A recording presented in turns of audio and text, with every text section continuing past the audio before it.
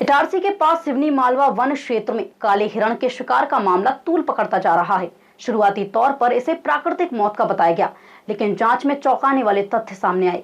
सच्चाई उजागर होने के बाद रेंजर समेत 6 वन कर्मियों को निलंबित कर दिया गया है। बताया जा रहा है कि 21 जनवरी 2026 को सामने आए इस प्रकरण ने वन विभाग की कार्यप्रणाली पर गंभीर सवाल खड़े कर दिए हैं। घटनास्थल पर एक काला हिरण जीवित मिला, जिसके पैर बंधे हुए थे, जबकि दूसरा मृत अवस्था में पड़ा मिला।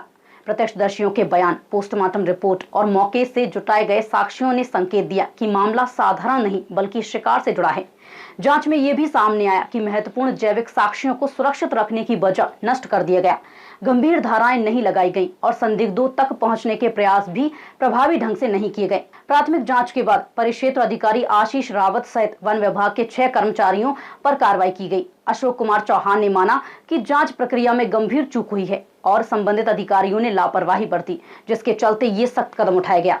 ये सिवनी मालवा रेंज में एक खबर आई थी कि पिछले महीने एक शिकार प्रकरण हुआ था वहाँ काले हिरण का, लेकिन हम लोग उस दिन जो है एक टाइग्रेस की डेथ हुई थी, हम उस दिन दूसरी तरफ व्यस्त थे और हमें ये रिपोर्टिंग हुई थी कि प्राकृतिक मृत्यु हुई है काले हिरण की।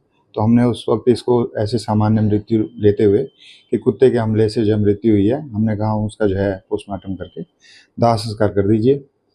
लेकिन बाद में हमें पता चला कि जो है ये वास्तव में जो है कि कहीं से एक हमारे पास फुटेज आई, वीडियो क्लिपिंग, जिसमें दिख रहा था कि शिकार का प्रयास था। तो जांच करवाई, जांच में पाया गया कि जो दल वहाँ था, हमारा वन मंडल का स्टाफ जो है, उन्होंने ये खबर छुपाई है। वास्तव में शिकार प्रकरण था वो, लेकिन उन्होंने उसको जो है सामान्य प्राकृतिक घटना बताते हुए वरिष्ठ अधिकारियों से इस घटना को छुपाया। इसके अतिरिक्त पोस्टमार्टम भी वहाँ करवाया। पोस्टमार्टम से जो विसरा कलेक्ट हुआ था वो भी जो है उन्होंने शायद नष्ट कर दिया, पता नहीं है। जो धाराएं लगानी थी, केस बनाना था, वो भी नहीं बनाया। गांव वालों ने उनको कुछ लीड भी दी थी, मोटरसाइकिल के नंबर भी दिए थे, तो उसमें आगे कोई कार्रवाई भी उनके द्वारा नहीं की गई। इस कारण से जो है ये बहुत गंभीर लापरवाही एक तरह से शिकार को छुपाना। इसलिए जितने वहाँ सब उस दिन उपस्थित थे, उत्तरदायी थे, उन सब के ऊपर कार्रवाई की। अभी फिलहाल जो है वो रेंज अफसर जो है स्थानीय सिवनी मालवा के, उनको किया गया है और वहाँ के जो प्रक्षेत्र सहायक हैं और साथ में जो 4 वन रक्षक थे, उन लोगों को किया गया है। अब वो अभी हम जांच कर रहे हैं।